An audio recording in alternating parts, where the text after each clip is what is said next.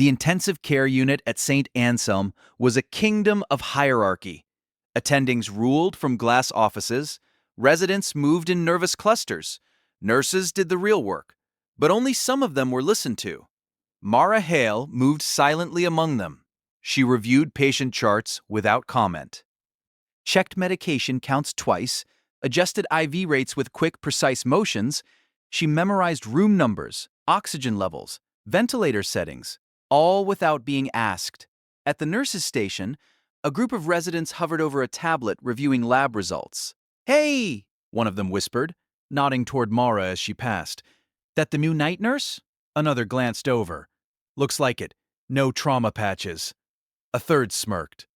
"Night shift always gets the leftovers." Their voices weren't loud, but Mara heard them. She didn't react. Dr. Aaron Feldman entered the ICU with the confidence of a man who had never been told no. Tall, immaculate white coat, voice that carried even when he spoke casually. As the attending physician on duty, he commanded the room by presence alone. "Status update," he said, snapping on gloves. A resident began reciting vitals. Feldman scanned the room, then his eyes landed on Mara. "You," he said. "New hire?" She turned immediately. "Yes, doctor." He studied her badge, his brow tightening slightly. "No advanced trauma certification listed," he said. "You'll assist only. No independent interventions. Clear?" "Yes, doctor." "No improvisation," he added. "We follow protocol here." "Yes, doctor." She stepped away without another word. Behind her, Feldman exhaled through his nose. "Night shift," he muttered. Hours passed. The ICU settled into its familiar rhythm. Alarms chirping, carts rolling softly, nurses murmuring updates to one another. Mara worked methodically. She noticed things others missed.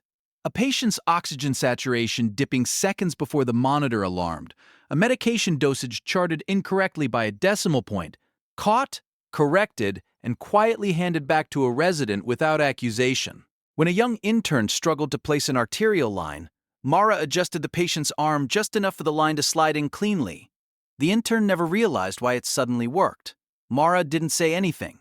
At 9:30 p.m., a supply technician wheeled in a crash cart. Mara checked it. Not casually, thoroughly.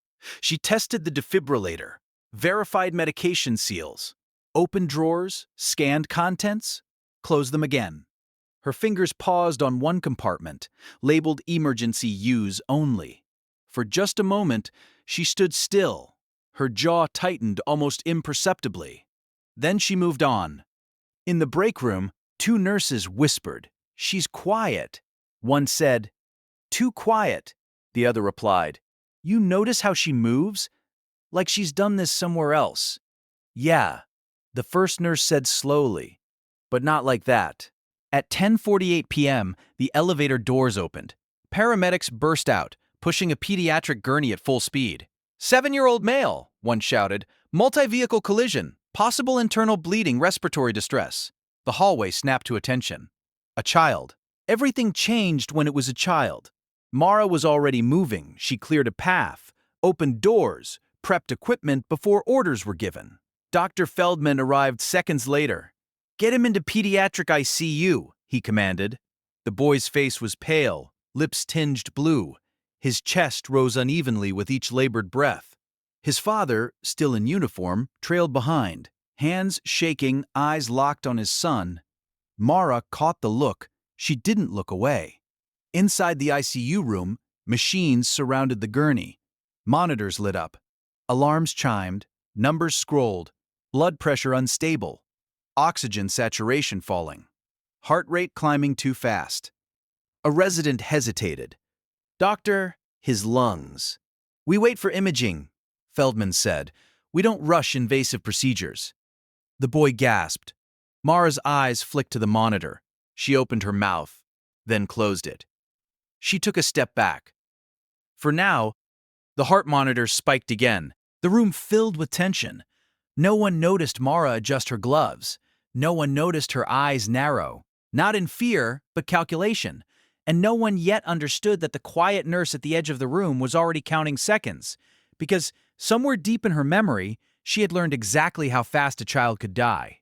The monitors did not care about hesitation. They did not respect hierarchy or credentials or the careful language of protocol. They only responded to physics, blood flow, oxygen, and time. And time was slipping.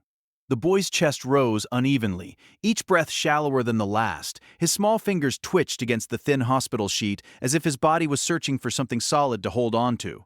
"BP is dropping," a resident said, trying to keep his voice steady. "How fast?" Dr. Feldman asked. "Too fast." Feldman stared at the screen, jaw tight. He hated moments like this, moments where decisions carried weight beyond charts and checklists. He glanced at the doorway, waiting. "Where's pediatric anesthesia?" he demanded. "Still en route," another nurse replied. "Traffic accident on the bridge." Feldman cursed under his breath. "We hold," he said. "No one touches him until they arrive." The boy coughed. A wet, rattling sound. Mara felt it in her chest. She stepped closer, eyes fixed on the numbers. "Oxygen saturation is trending down," she said calmly. Feldman didn't look at her. "I'm aware." "He's compensating," Mara continued. "He won't for long." Feldman turned sharply. "I said we wait." Her expression didn't change. "Yes, doctor." She stepped back. But she did not relax. In the hallway, the boy's father stood frozen. He was a large man, broad-shouldered, his uniform creased but immaculate despite the blood smeared across one sleeve. Not his own. His hands were clenched into fists at his sides, knuckles white. Every sound from the ICU pierced him. Every pause felt like a verdict. A nurse approached him gently. "They're doing everything they can," she said. He nodded, but his eyes never left the door. Through the glass, he saw the woman in navy scrubs, the quiet nurse, standing near the foot of his son's bed. She wasn't panicking. She was watching, and for reasons he couldn't explain. Inside the room, the numbers dipped again. "Doctor," a resident began. Feldman raised a hand. "We don't rush invasive procedures on pediatric patients without full support." The boy's heart rate spiked wildly, then stuttered. Mara inhaled slowly through her nose. She glanced at the ultrasound screen. She saw what the others didn't. Fluid, where there shouldn't be any. Pressure building. The lung compressed. A ticking clock. She took one step forward. "Doctor," she said, her voice low but firm. "This is a tension pneumothorax. That diagnosis requires imaging confirmation." "He doesn't have time," she replied. The room went quiet. A resident stared at her. Another nurse looked down at the floor. Feldman's face hardened. "You are overstepping," he said. "You will stand down." Mara held his gaze. For a moment, just a moment, something passed between them. Not defiance. Assessment.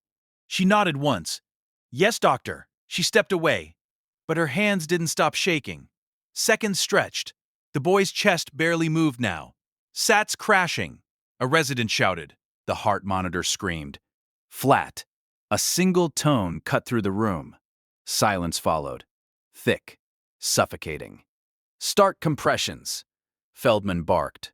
The room exploded into motion. Hands moved. Voices shouted numbers. Sweat beaded under surgical lights. Mara was already at the cart. She didn't ask. She didn't announce. She grabbed the kit. "Stop!" Feldman shouted when he saw her. She didn't stop. She knelt, her movements precise, her face eerily calm.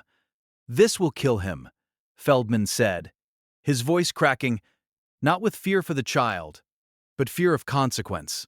Mara didn't look at him. She placed the needle exactly where it needed to be. One controlled motion. A hiss of escaping air. The monitor flickered. A beat, then another. The flat line broke. A pulse returned. A breath. The room froze. The boy's chest rose more evenly now. Oxygen saturation climbed. Someone whispered, "Oh my God!" Mara withdrew the needle. She exhaled for the first time in what felt like hours. The silence didn't last. Feldman's face flushed red. "Get security," he said coldly. A resident looked at him in disbelief. She violated protocol," Feldman snapped. She endangered a patient and ignored direct orders. Mara stood slowly. She removed her gloves, disposed of them carefully. I accept responsibility, she said quietly. Security arrived minutes later. They didn't meet her eyes. As they escorted her out, the boy's heart monitor continued its steady rhythm. Alive. In the hallway, the father lunged forward. That was her, he said, pointing. She saved my son. Security hesitated. Feldman stepped out behind them. Sir, please step back. The father looked at Feldman, then back at Mara. She met his gaze briefly. No pride, no explanation, just relief. Then she was gone. Mara sat alone in a small administrative office. Bare walls, metal chair, the hum of fluorescent lights. She folded her hands in her lap. Waited. She had waited in worse places. Outside, the ICU doors sealed with a heavy mechanical sound. Lockdown procedures initiated. Phones buzzed. And somewhere far beyond St. Anselm Medical Center, a call was answered that should never have been necessary. The administrative office smelled faintly of disinfectant and stale coffee. Mara Hale sat alone at the narrow table, her back straight, her hands folded neatly in front of her. The hum of the overhead lights filled the silence, steady and impersonal. A clock on the wall ticked loudly, each second exaggerated in the stillness. She did not pace. She did not fidget. She waited. Waiting was not new to her. Across the hall, behind glass walls and locked doors, the ICU buzzed with a different energy than before. The boy was alive, stabilized, breathing with assistance, but breathing. And that fact made everything else complicated. Dr. Feldman stood at the nurse's station, arms crossed tightly over his chest. His face was pale now, the earlier flush replaced by something harder to name. This is a nightmare, he said to no one in particular. A senior administrator hurried toward him, heels clicking sharply against the floor. What happened? She asked in a hushed but urgent voice. Feldman exhaled sharply. A nurse violated direct orders, performed an unauthorized invasive procedure on a pediatric patient. And the outcome? He hesitated. The patient stabilized. The administrator's jaw tightened. That doesn't matter, she said quickly, as if convincing herself. Policy is policy.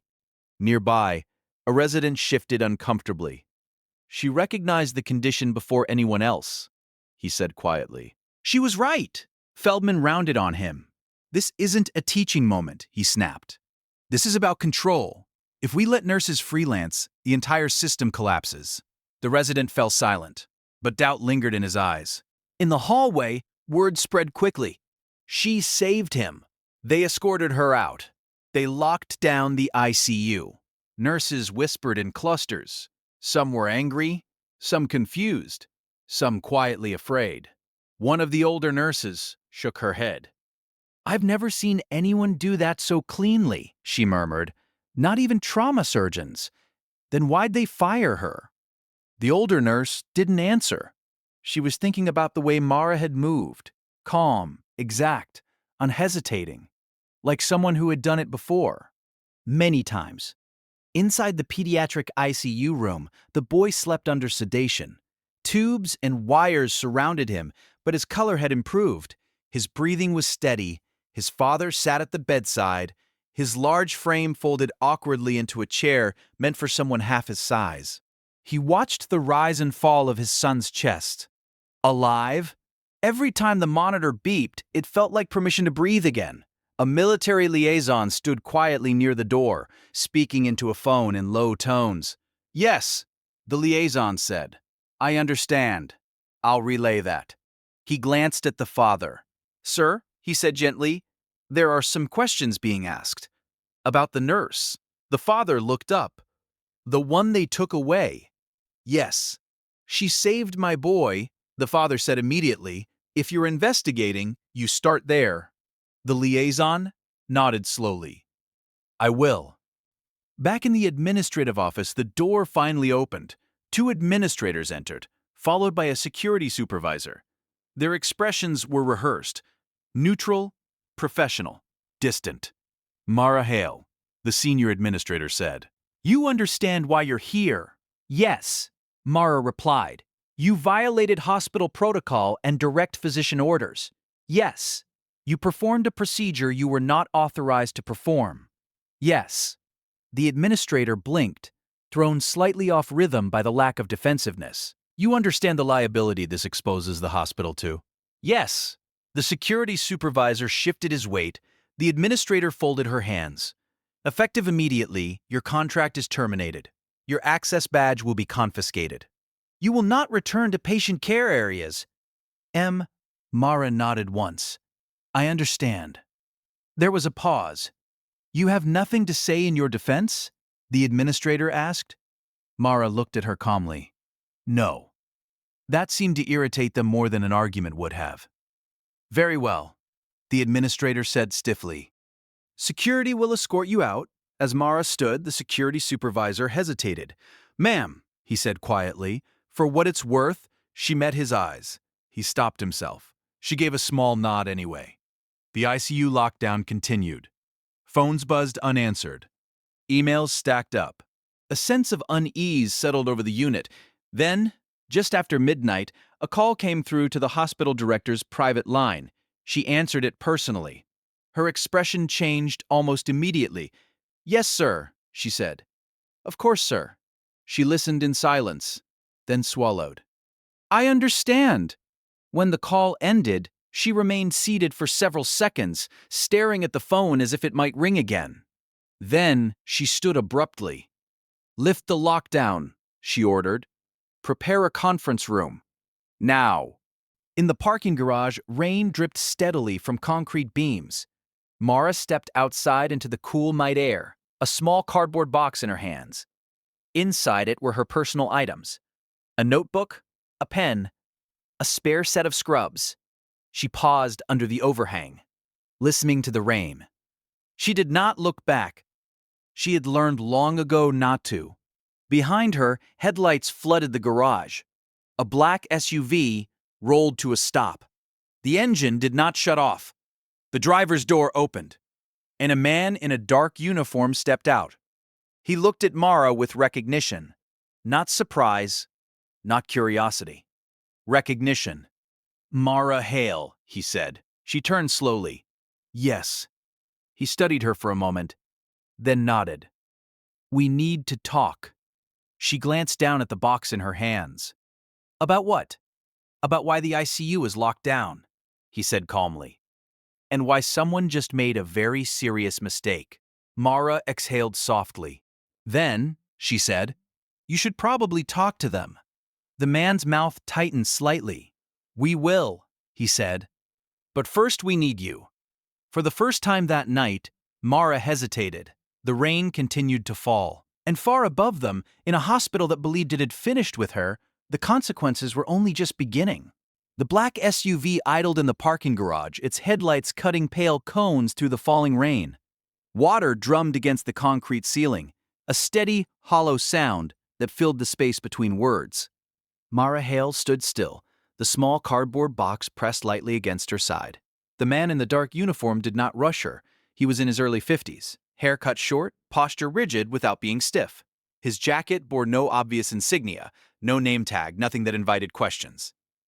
But there was something unmistakable about the way he carried himself, a quiet authority that did not need reinforcement. May I? He asked, gesturing toward the box. Mara hesitated, then handed it to him. He set it gently on the hood of the SUV, as if it contained something fragile. My name is Colonel James Rourke, he said. I'm here because a phone call was made that should not have been necessary. Mara nodded once. They usually are, she said. Rourke studied her face, searching for something, tension, perhaps, or resentment. He found neither. You saved a child tonight, he said. Yes, and you were terminated for it. Yes. A pause. That doesn't bother you? He asked. It does, Mara replied calmly. But it doesn't change what needed to be done. Rourke's eyes flicked to the hospital doors behind her. They're scrambling, he said. Administrators, legal teams, doctors trying to rewrite their own memories. Mara didn't respond.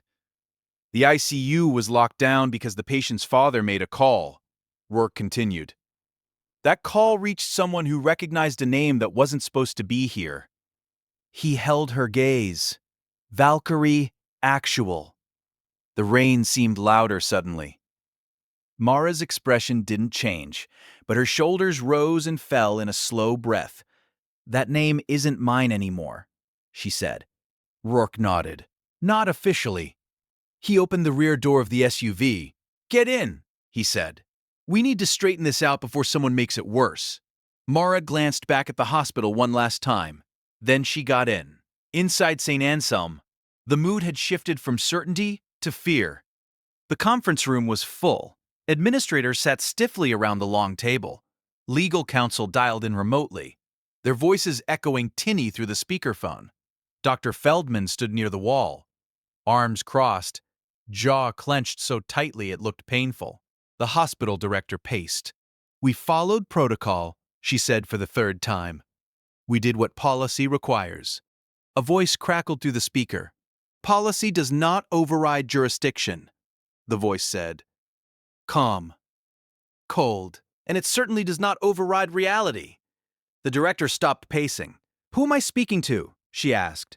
You can address me as Director Hayes, the voice replied. And I suggest you sit down. The room went still. Dr. Feldman felt a chill creep up his spine. This nurse, Hayes continued, was removed from patient care after performing a life-saving procedure. Is that correct? Yes, the director said carefully. But she was not authorized. Hayes interrupted. Just not by you. Silence. What do you mean? The director asked. You will receive documentation shortly, Hayes said. Until then, no one leaves that room. Phones buzzed, almost in unison. Emails arrived. Attachments downloaded.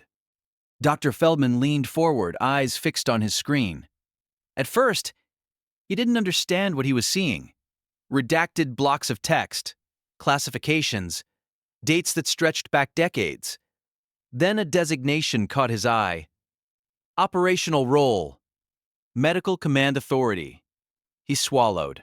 That's not possible, he muttered. A resident beside him whispered, Doctor, what is Valkyrie Actual? Feldman didn't answer, because suddenly, he knew. In the SUV, the city slid by in blurred streaks of light. Mara stared out the window, her reflection faintly visible in the glass. I told them nothing, she said quietly. We know, Rourke replied. That's part of the problem. She turned slightly. They never listen, she said. They hear what fits. Rourke allowed himself a small, humorless smile. Tonight, he said, they're hearing something else. He glanced at her. You didn't hesitate? No. You didn't argue when they fired you? No. Why? Emara thought for a moment. Because arguing wouldn't have saved him, she said. Rourke nodded once. That's why you were always the one they sent in first, he said, more to himself than to her. She closed her eyes briefly. That life is over. Rourke didn't respond, because he wasn't sure that was true. Back in the conference room, Director Hayes' voice returned. The nurse you terminated, he said, operated under emergency authority granted at a national level. Her actions fall outside your internal disciplinary scope. The hospital director's hands trembled. Then why was she here, she asked. Why didn't we know? Because she wasn't here for you, Hayes replied. She was here to disappear. Dr. Feldman felt his stomach drop. Disappear. He thought back to the way she had moved, the way she had accepted punishment without resistance. It hadn't been submission, it had been restraint. In the pediatric ICU, the boy stirred slightly. His father leaned forward instantly. A nurse checked the monitors, smiling softly. He's stable, she said. Strong. The father exhaled a sound that was half relief, half exhaustion. Can I see her? He asked suddenly. The nurse hesitated. The nurse who saved him, he clarified. The quiet one. The nurse exchanged a glance with another staff member. I don't think she works here anymore, she said gently. The father's jaw tightened. She should, he said. The SUV slowed as it approached a quiet building far from the hospital. Rourke pulled into a secure lot. "We'll go in," he said. "You'll answer only what you're asked." Mara nodded. "And after?" she asked. Rourke shut off the engine. "That," he said, "depends on how much damage control they need." Mara opened the door. The rain had stopped. The night was very still.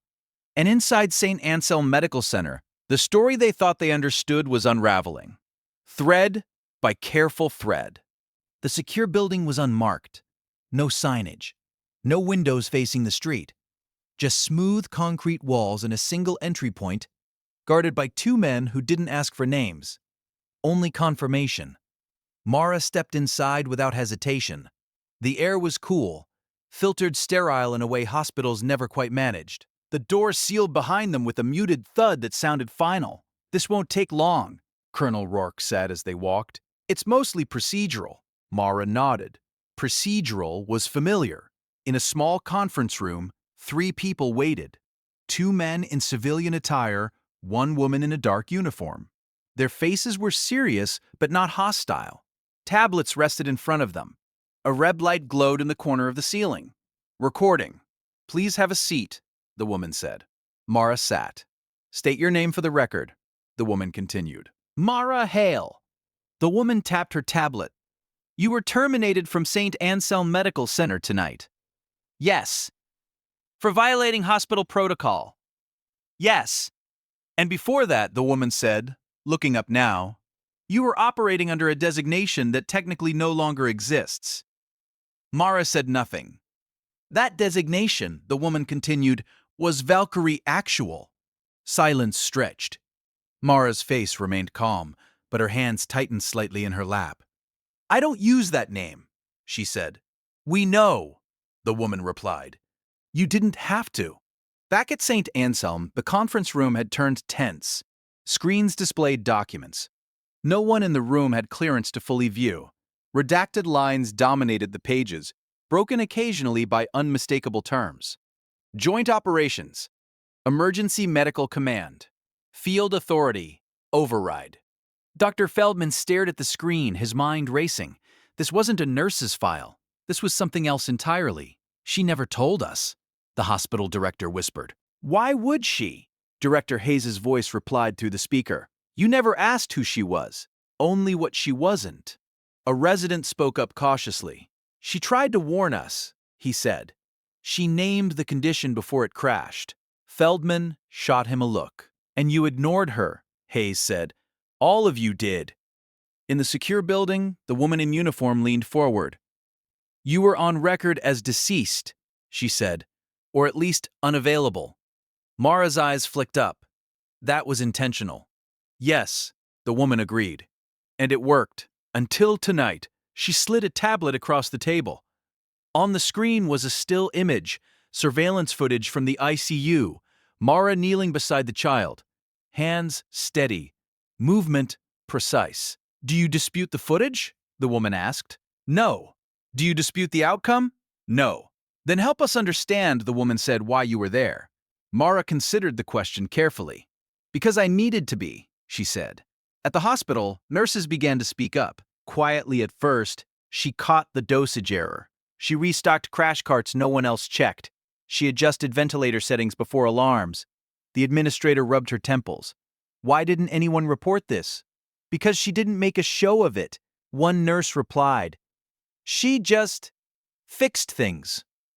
The father sat alone now in the ICU room watching his son sleep. A military officer entered quietly. "Sir," the officer said, "may I speak with you?" The father nodded. "I need you to describe the nurse who intervened," the officer said. The father frowned slightly. "She was calm," he said. "Didn't argue. Didn't hesitate. She looked at my son like she'd already decided he was coming back." The officer nodded slowly. "Did she say anything unusual?" The father thought. "She called out the problem before anyone else," he said. "And when they told her to stop, she didn't." The officer smiled faintly. "That sounds like her." In the secure building, Colonel Rourke stood by the wall, arms folded. "You disappeared after the Kandahar incident," one of the men in civilian clothes said. We assumed you wouldn't resurface. Mara's jaw tightened. That incident ended my usefulness, she said. Too many questions. And yet, the man said, here you are. Mara met his gaze. I didn't come back, she said. I stayed gone. I just kept working. The woman in uniform leaned back. St. Anselm was supposed to be quiet, she said. No one anticipated a pediatric trauma involving a classified family. No one ever does, Mara replied. Back at the hospital, Dr. Feldman sat alone now. The room had emptied. He stared at his reflection in the darkened screen. He remembered the moment she spoke, the certainty in her voice, the lack of fear. He had mistaken it for arrogance. He understood now how wrong he had been. In the secure room, the woman turned off the recorder. This is what's going to happen, she said. Your termination will be reversed. The hospital will issue a public correction. Internal consequences will follow. Mara shook her head. I don't want my job back, she said. The room paused. You're in no position to negotiate, one of the men said. Mara looked at him calmly. I'm not negotiating, she said. I'm declining. Colonel Rourke stepped forward. She's earned that right, he said. The woman studied Mara carefully.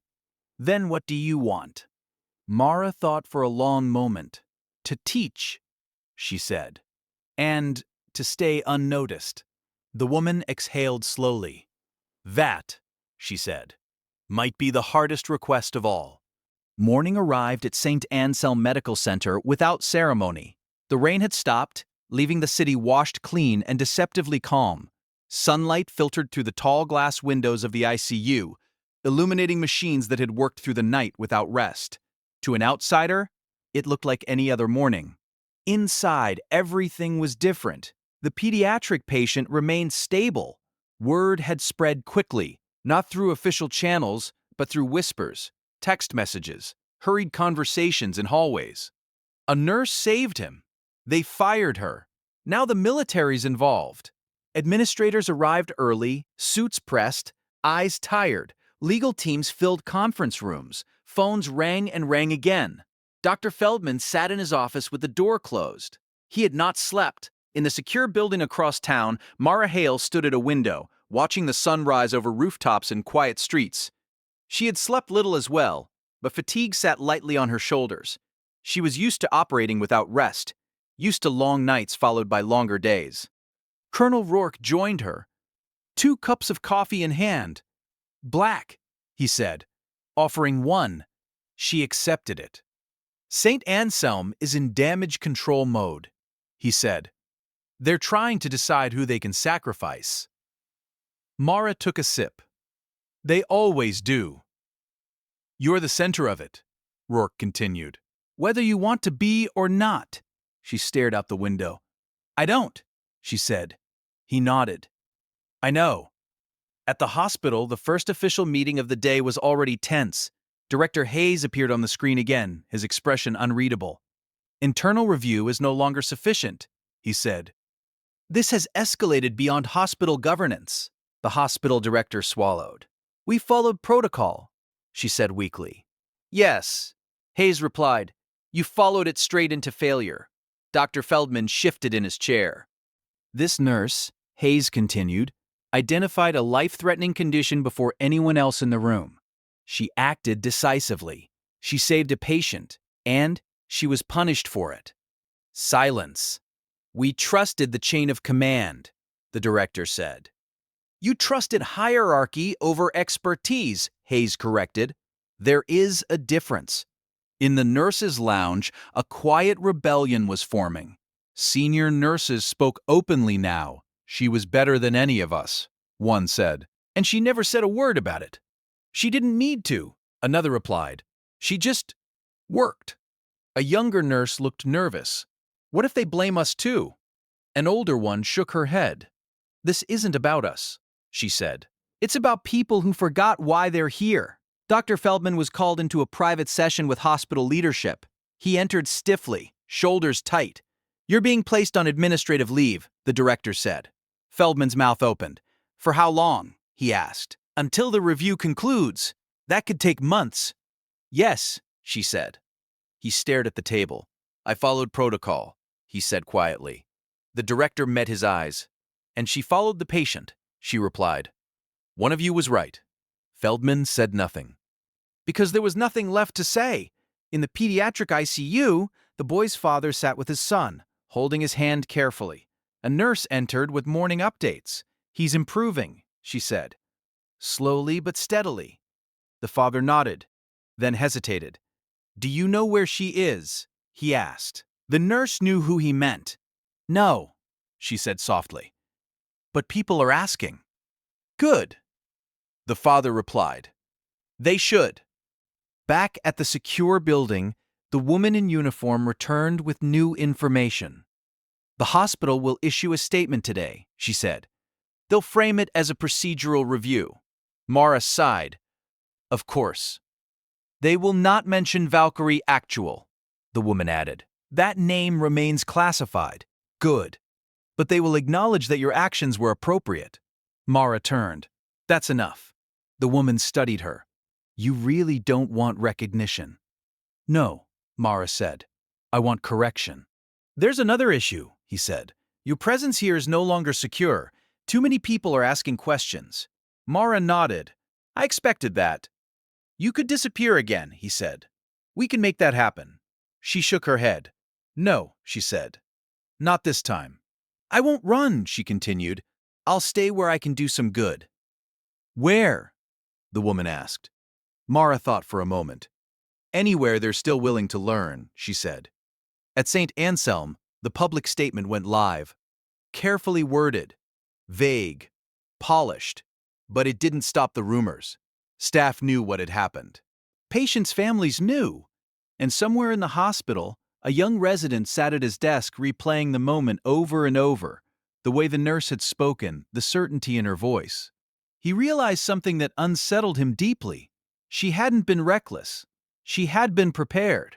Dr. Feldman cleared out his office that afternoon. He placed his white coat neatly in a box, hands trembling slightly. For the first time in his career, he questioned his own certainty. And for the first time, he wondered how many times he had mistaken silence for incompetence.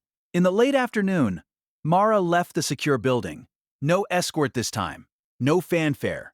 Just a woman in navy scrubs walking into a city that had no idea how close it had come to losing a child, or how much it had underestimated the person who saved him.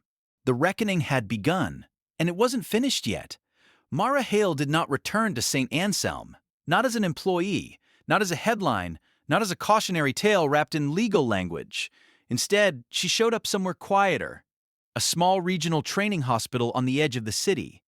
Fewer resources, fewer specialists, fewer egos, though not none, the kind of place where new nurses learn fast or burned out faster. She arrived on a Tuesday morning, carrying the same small box she had left St. Anselm with. At the front desk, the clerk glanced at her badge. M. Hale, RN. The clerk read, You're here to teach? Yes. The clerk looked surprised, then shrugged. Third floor, she said. Skills lab. No one announced her arrival. Mara liked it that way. The skills lab smelled of antiseptic and old coffee. A dozen nurses and residents sat scattered around folding tables, half listening, half distracted. A projector hummed softly. A mannequin lay on a gurney at the center of the room. The department head cleared his throat. This is Nurse Hale, he said. She'll be assisting with advanced emergency response training. Assisting. Mara didn't correct him. She stepped forward. Good morning, she said. We're going to talk about what happens when protocols lag behind physiology. A few heads lifted. No slides, she added. No quizzes. Just scenarios. She rolled the gurney slightly. Let's start. Back at St. Anselm, the story refused to die. Despite the hospital's carefully worded statement, details leaked. Not names, not classifications, but actions. She identified the condition before imaging. She acted under pressure. She was right. Residents whispered in stairwells. Nurses spoke in hushed voices during shift changes. Dr. Feldman stayed home. He watched the ceiling most nights. In the training lab, Mara worked differently than anyone they'd seen before. She didn't lecture, she observed. She let people fail, safely. Then she asked one question: what did the patient need right then? When someone answered with protocol, she nodded. And what did their body say? Silence followed more often than not. She waited it out. A young nurse named Elena stayed late after the session. I heard about what happened, she said carefully, at the other hospital. Mara continued packing up equipment. People talk, Elena added. They do. Elena hesitated. You don't act like someone who almost lost everything. Mara looked up. I didn't. She said, I did what I was supposed to. Elena frowned. And the consequences? Mara considered the question. Consequences aren't always punishment, she said. Sometimes they're just change. At St. Anselm, the review board issued preliminary findings. Dr. Feldman's administrative leave became indefinite. 2 administrators resigned quietly. Policies were revised, but no one said the word mistake out loud. Not yet. In the pediatric ICU, the boy woke fully for the first time. His father was there. So, the boy said hoarsely, did I miss school? His father laughed, a sound that broke something open in his chest. You missed a lot worse than school, he said. Later that day, the father made another call. Not to command, not to legal counsel. To an old colleague. I want to find her, he said. There was a pause on the other end. She doesn't want to be found, the voice replied. I know, the father said. I just want to say thank you. In the training lab, Mara ran a final scenario. The mannequin's monitor screamed. Alarms blared. People froze. She watched them, counted their breaths. Then she spoke. You have 12 seconds before irreversible damage, she said calmly. What do you do? A resident swallowed. I act. You do. He moved. The alarm stopped. Mara nodded once. That, she said, is the job. That night, alone in her small apartment, Mara sat at the kitchen table with a notebook. She wrote, not reports, not after-action summaries, names of people she'd trained, of people she'd lost, of lessons learned the hard way. She closed the notebook and set it aside. The past stayed where it belonged, but the future quietly was taking shape. At St. Anselm, Director Hayes read the final report alone. He paused at one line. Failure was not caused by lack of skill, but by refusal to listen. He closed the file. Outside his office, a nurse passed by. Quiet, focused, unnoticed. For the first time, he wondered what he didn't know. The problem with doing things quietly was that quiet competence had a way of spreading. Not loudly, not all at once, but steadily, like water finding cracks in stone. At the regional training hospital, attendance in Mara Hale's sessions doubled within 2 weeks, then tripled. Nurses from other departments began slipping into the back of the lab. Residents showed up on days they weren't scheduled. No one announced why. They just came. Mara noticed, of course. She always noticed, but she didn't acknowledge it. She taught the same way. No titles. No stories. No credentials beyond the work in front of them. Your patient doesn't care what your badge says, she told them one morning. They care what you do in the next 10 seconds. Across the city, St. Anselm was dealing with a different kind of crowd, reporters. It started with a single inquiry, then 2. Then a request for comment from a national outlet. Someone had connected dots they weren't supposed to see. A pediatric trauma. A nurse dismissed after life-saving intervention. Military involvement. The hospital's PR department issued another statement. It satisfied no one. Dr. Feldman watched the coverage from his apartment. He barely recognized the man on screen, the confident physician explaining institutional review processes. That man wasn't him anymore.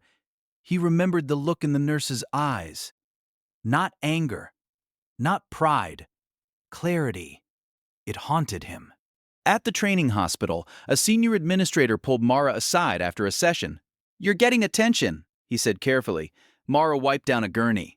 Attention fades, she replied. Not this kind, he said. We've received inquiries. She paused. From who? Other hospitals, agencies, people asking questions. Mara met his gaze. Did you answer them? Not yet. Good, she said. Don't. But attention didn't ask permission. The boy's father gave an interview. He didn't name the nurse. He didn't mention the military. He simply told the truth. They told her to wait, he said. She didn't. My son is alive because of that. The clip aired everywhere. People started asking a different question. Why was she punished? Mara felt it shift. In the hallways, in the way people watched her now, not with doubt, but with expectation.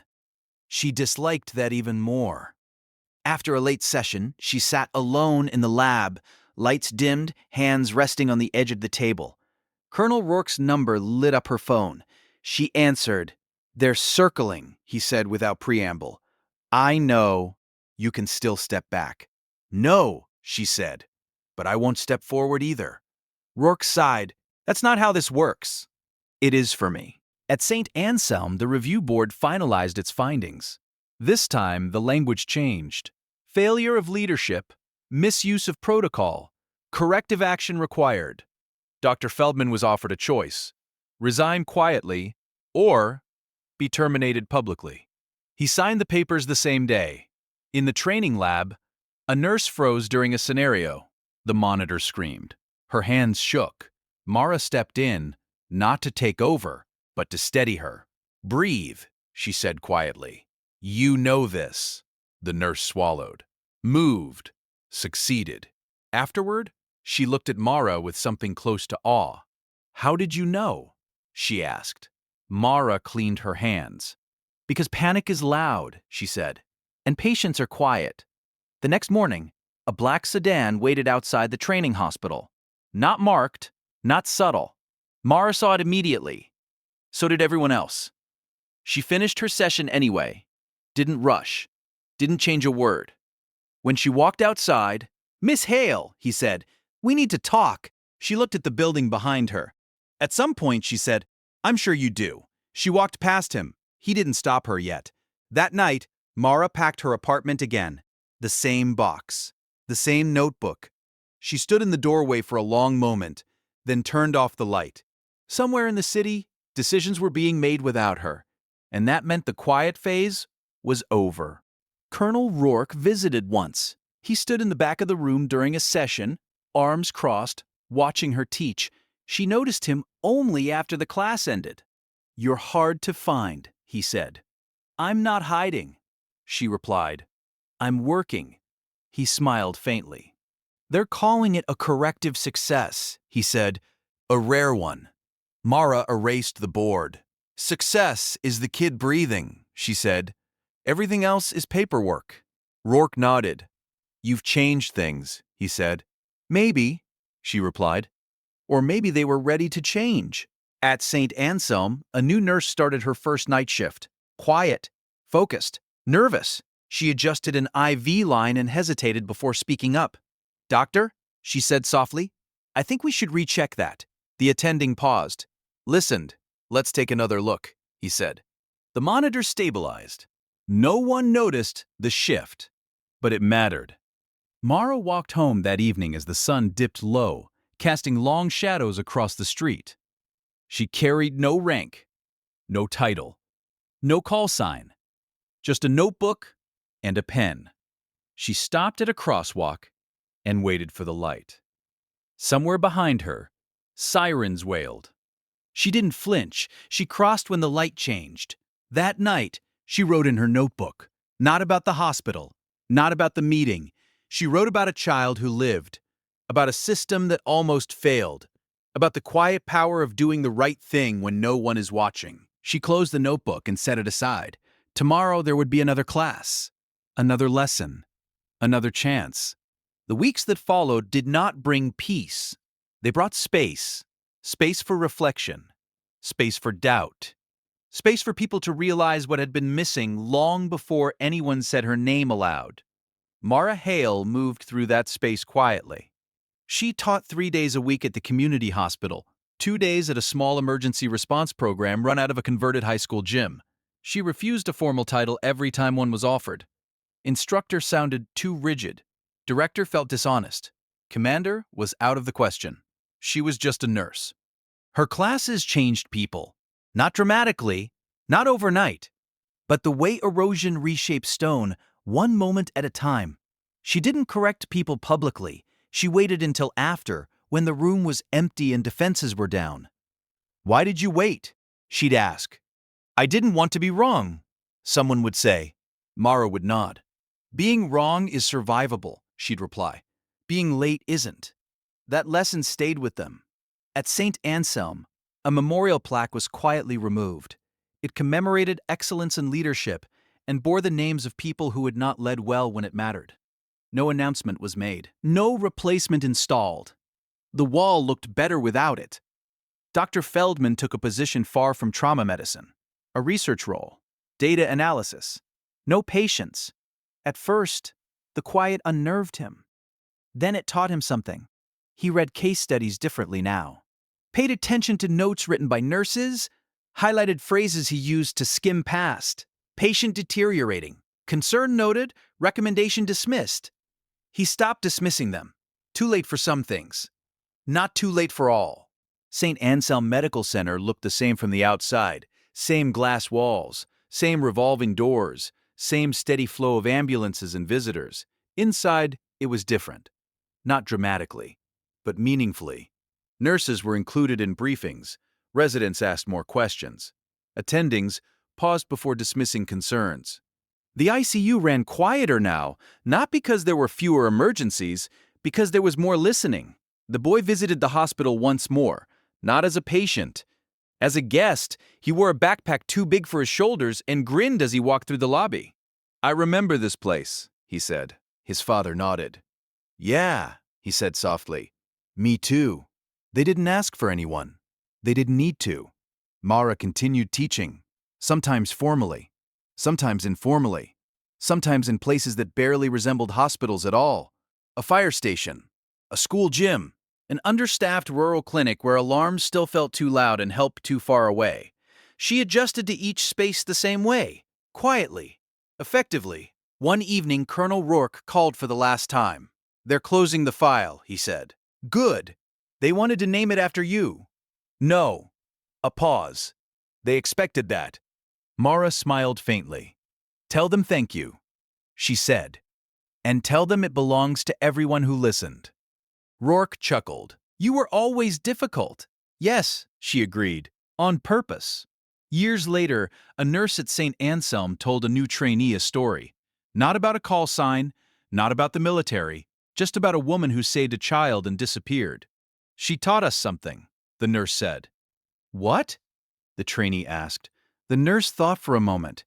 "That the most dangerous words in a hospital aren't 'I don't know,'" she said. "They're 'we'll wait.'" Mara Hale walked home that night beneath streetlights humming softly overhead. She carried no badge, no rank, no proof of what she'd done. She didn't need it. Somewhere, a nurse was speaking up. Somewhere, a doctor was listening. Somewhere, a child was breathing who might not have been. That was enough. Because the ones who change the world most often are not the ones on the stage. They are the ones in the room, quiet, steady, ready, when everything is about to fall apart. They don't ask to be seen. They ask to be useful. And when the moment comes, they are. Like, subscribe, and comment what you would have done.